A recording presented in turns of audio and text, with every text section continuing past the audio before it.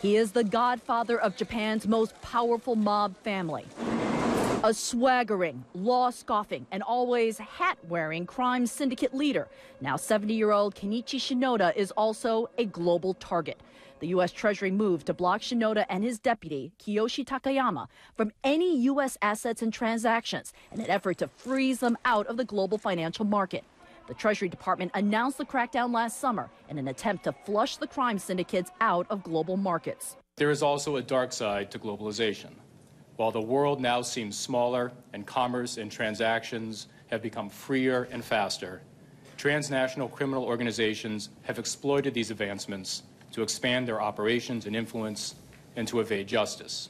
The first message is to the Yamaguchi-gumi and to the Yakuza that we will not tolerate your presence in the United States, and if you do any financial dealings in our country are relating to the United States, we will come after your money and you.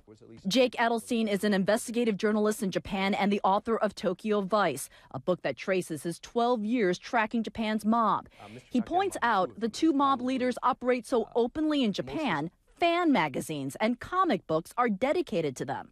Their syndicate, the Yamaguchi-gumi, is Japan's most powerful mob. One Adelstein says has a deep reach into corporate Japan and the stock market, which is why he refers to the Yamaguchi-gumi as Goldman Sachs with guns. The Yakuza set up their own auditing firms. They set up their own investment houses.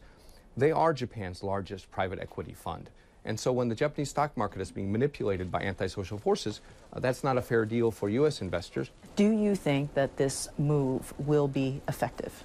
As a symbolic gesture, it will have an effect. But in real time, without the aid of the Japanese government, it won't have much of an effect at all.